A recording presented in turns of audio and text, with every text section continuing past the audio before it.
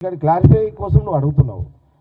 నువ్వు శత్రువు అంటే వరించినావుని మళ్ళీ ఒక్కో దిక్కేమో మంచి వర్కర్ అని మెచ్చుకుంటా అంటున్నావు, మంచి అని అంటున్నావు. అంటే మరి నేను సినిమాలో చూసి చెప్తాను మీకు. నేను రామావతారంలో రామాయణం సంపూర్ణ రామాయణంలో ఎన్టీ రామారావు గారు రామాయణం ఉంది, సినిమా తీసింది.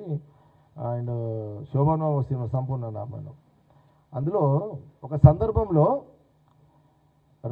శ్రీరామచంద్రుడు దేవుడు ఫైనల్ స్టేజ్లో నడుస్తుంది, వార్ నడుస్తుంది. అంటే ఫైనల్ స్టేజ్ కాదు, యుద్ధం కంటే ముందు శ్రీరామచంద్రుడు దేవుడు పూజ పెట్టుకుంటాడు. యుద్ధానికి ముహూర్తం, అంటే యుద్ధానికి ముహూర్తం. ఆ యుద్ధానికి ముహూర్తానికి ఒక బ్రాహ్మణుడు కావాలి.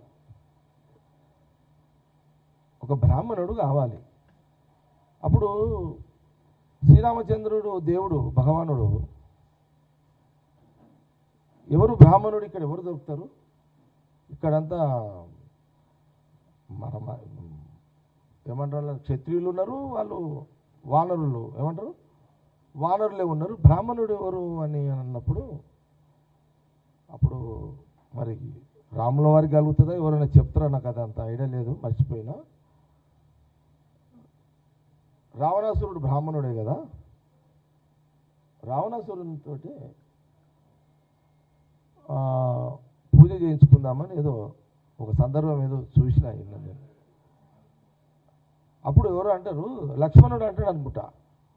అదేంది అన్న, మరి ఆయనతోటి కొట్లాడుతున్నావు అంటే, అదే కొట్లాడనేరా లక్ష్మణ, కొట్లాడనేరా లక్ష్మణ. ఆయన బ్రాహ్మణ్గా కూడా మనము గౌరవించాలి అనుకుంటూ ఒక మాట అన్నాడు. శ్రీరామచంద్రుడు భగవానుడు రావణాసురుడిని చేయమన్నాడంటే, ఆయన గొప్పవాడు, మంచి భక్తుడురా అని అంటే, అప్పుడు ఈయన కబురు పంపిస్తాడు రావణాసురుడికి. రావణ బ్రహ్మ ఆయనకు రాముల వారు నిన్ను పూజకు పిలుస్తున్నాడు యుద్ధానికి అని అంటే, అప్పుడు రావణాసురుడు వచ్చి శ్రీరామచంద్రుని యొక్క యుద్ధానికి ముహూర్తం పెట్టి ఆశీర్వదించి పోతాడు బ్రాహ్మణుడుగా.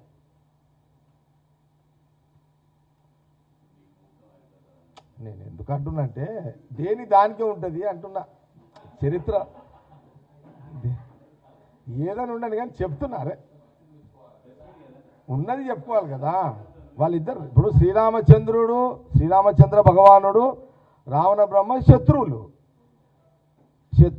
శత్రుత్వమే, యుద్ధమే, మరణాలే, మంచి చెడే, గౌరవమే. ఇక్కడ ఎందుకు వస్తున్నాయి మీ మంచి కొన్ని క్వశ్చన్స్, కొంత అనేక మంది కొన్ని ఉదాహరణలకు వెళ్ళిపోతాయి కదా.